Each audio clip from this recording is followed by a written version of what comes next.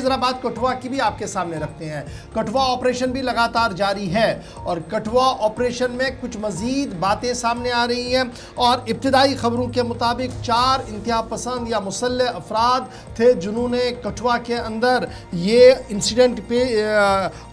इसमें हिस्सा लिया है और उनके साथ साथ 2 गाइड्स भी थे जिन्होंने ये पूरा ऑपरेशन जो है फैसिलिटेट किया है। इस तरीके की बातें जो है वो सामने आ रही है। मुख्तलिफ ज़राया इस बात की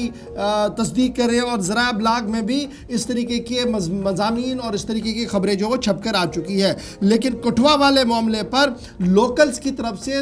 मोमेंट को स्पॉट किया गया था, लेकिन यहाँ पर भी वही दिक्कत थी, मोबाइल इंटरनेट कनेक्टिविटी बहुत कम थी जिसकी वजह से मुकम्मल तौर पर जानकारी बर वक्त सिक्योरिटी एजेंसीज को नहीं मिल पाई, जिसकी वजह से वही मॉडस ऑपरेंडीज अपनाया गया जो पुंछ रजौरी के अंदर था। पहले गाड़ी के टायर को बस्ट किया गया, उसके बाद 2 साइड से फायर किया गया, जिसकी वजह से कल हमने देखा कि सिक्योरिटी एजेंसीज के जवानों को भी नुकसान उठाना पड़ा है। कठुआ के अंदर डायरेक्टर जनरल पुलिस खुद इसका मुआयना कर चुके हैं, हाई लेवल मीटिंग भी कर चुके हैं और अब इस इलाके के अंदर जिस तरीके से हमने आपको कहा कि डोडा के अंदर वीडीसी उसको बढ़ाने और एसपी उसको बढ़ाने की बात हो रही थी, यहाँ पर भी मकामी आबादी ने इसी तरीके की बात कही है। लेकिन बड़ी खबर यह है कि कम्युनिकेशन कनेक्टिविटी एक बड़ी प्रॉब्लम इस एरिया के अंदर है, जिसकी वजह से सिक्योरिटी जवानों को भी नुकसान पहुंचा है और लेज़ॉन किस तरीके से किया जाए ग्राउंड से आर्मी तक, उसमें बड़ी परेशानियां आ रही है और फिर सड़क एक बड़ा इशू है जिसकी वजह से ये मामला पेश आया। और इसी तरीके का जब आप देखेंगे पुंछ रजौरी के अंदर जो आर्मी कॉन्वॉय और आईएएफ पर हमले हुए थे तो वहाँ पर भी लगभग इसी पैटर्न को अडॉप्ट किया गया है और यही वजह कि सिक्योरिटी एजेंसीज का मानना है कि ये जो ग्रुप है ये हाईली इक्विप्ड है, हाईली ट्रेन है और इन्हें पता है कि किस तरीके से क्या कुछ करना है और इसको अब ट्रैक डाउन और ट्रेस आउट करने के लिए SI, NIA, Jammu Kashmir police और आर्मी मुश्तरका तौर पर कार्रवाई भी कर रही है। तो कठुआ के अंदर भी फिलहाल सूरत हाल क्या कुछ है वो हमने आपके सामने रख दी, लेकिन अपने नुमाइंदे के पास चलेंगे। राजीव मेहता हमारे साथ ज्वाइन कर चुके हैं। राजीव, जरा अपडेट करें, आज भी ऑपरेशन जारी है और सिक्योरिटी एजेंसीज का एक बड़ा जमाव वहां पर है। डायरेक्टर जनरल पुलिस खुद फिजाई मुआयना कर चुके हैं इलाके का। अब तक क्या कुछ डिटेल्स सामने आई है और ये खबर आ रही थी कि दर्जनों अफराद से पूछताछ का अमल भी शुरू किया गया है। राजीव, हाँ बिल्कुल गौहर, मैं बताऊं कि इस इलाके में 40 घंटे से अधिक का समय हो गया है इस आतंकी वारदात को हुए। परसों जो दोपहर को 3:30 बजे हुआ था, उसके बाद से ही लगातार सुरक्षा बलों के लिए एक चुनौती बन गई है कि आखिर आतंकी निशाना बनाने के बाद कहाँ छुपके हैं और कहाँ पर होंगे, क्योंकि अभी तक उनका सुराग नहीं मिला है। तलाशी परसों से ही लगातार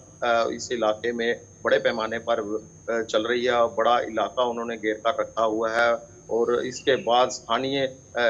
जो शमूलियत है, मददगार हैं, जो उनके लोकल गाइड हैं, उनकी बात भी सामने एजेंसियों ने रखी है और इससे पता चलता है क्योंकि जिस समय और जिस जगह पर ये वारदात को अंजाम दिया इन मिलिटेंट्स ने, वो जगह बगैर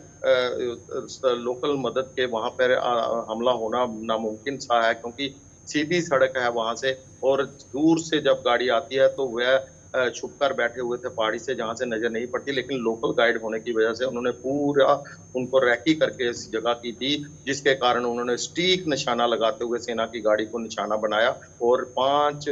जवानों को शहीद कर दिया और 5 अन्य जो है जख्मी हुए। अब एनआईए ने भी मोर्चा संभाल लिया है। कल एनआईए की देर शाम को टीम वहां पर पहुंच गई और वहां पर जो जितने भी साक्ष्य या सबूत होते हैं तो उनको इकट्ठा कर रही है, क्योंकि जांच को तेज करना है। इन लोकल मिलिटेंट्स जो लोकल मददगार है उनकी पहचान करनी है। तो कुछ लोगों को राउंड अप भी किया है पुलिस ने, ये जराये के हवाले से खबर आ रही है, लेकिन अभी इसकी पुष्टि, क्योंकि इस तरह के सेंसिटिव मामले में जो सुरक्षा एजेंसियां हैं पुष्टि नहीं करती हैं, लेकिन सूत्र जो है हमारे वहाँ पे पुलिस के अंदर वो बताते हैं कि कुछ लोगों को जरूर पूछताछ के लिए बुलाया है और अभी तक जो इस इलाके में है सर्च अभियान अभी भी जारी है। कल पूरा दिन हेलीकॉप्टर और ड्रोन से यहाँ पे जंगलों को खगाला गया और डीजीपी आर स्वैन जो है वो खुद वहाँ पर मौके पर गए और जम्मू कश्मीर पुलिस के जितने भी सेना के जितने भी अधिकारी हैं उनके साथ एक समीक्षा बैठक की और किस तरह इस हमलों को रोकना है और किस तरह इन आतंकियों को न्यूट्रलाइज करना है, वो पूरी रणनीति पर भी विचार विमर्श। रंजीव, एक चीज और भी बताइएगा, क्या ये मुमकिन है इस इलाके के अंदर जहां पर एक्सेस बिल्कुल भी नहीं है या कम है नेटवर्क नहीं है, सड़क राब्ता सही नहीं है, फिर भी कहा जा रहा कि लोगों की तरफ से मूवमेंट स्पॉट की गई थी, इस तरह की पहले इतलात थी इस इलाके के अंदर, और फिर जहां पर आर्मी की मूवमेंट हो वहां पर और भी मामला सेंसिटिव हो जाता है। इज इट पॉसिबल कि इस एरिया के अंदर लोकल सपोर्ट इस हिसाब से मिले, और वो भी एक जंगली इलाके के अंदर जहां पर आगे कुआं पीछे खाई जैसा मामला हो, शायद उस शख्स के लिए भी अगर कोई मदद करने के लिए आता भी है इस मुश्किल तरीन और पहाड़ी इलाके के अंदर? बिल्कुल, कम्युनिकेशन की बात करूं तो फोन क्या नेटवर्क की प्रॉब्लम तो है, जहां पे इंटरनेट जी। थोड़ा कम चलता है, लेकिन कॉल कनेक्टिविटी सही है, जिसके कारण बंदा कॉल से एक व्यक्ति दूसरे से कनेक्ट जरूर है। क्योंकि पहाड़ी इलाके की बात करूं, पूरे पीर पंचाल या चनाब रीजन की बात करूं तो यहाँ पर लोगों को हमने वैसे देखा है कि बाकी मैदानी इलाकों के मुकाबले में ज़्यादा नेट पर सर्च करते हैं और ज़्यादा सोशल साइटों पर एक्टिव रहते हैं। ज़्यादा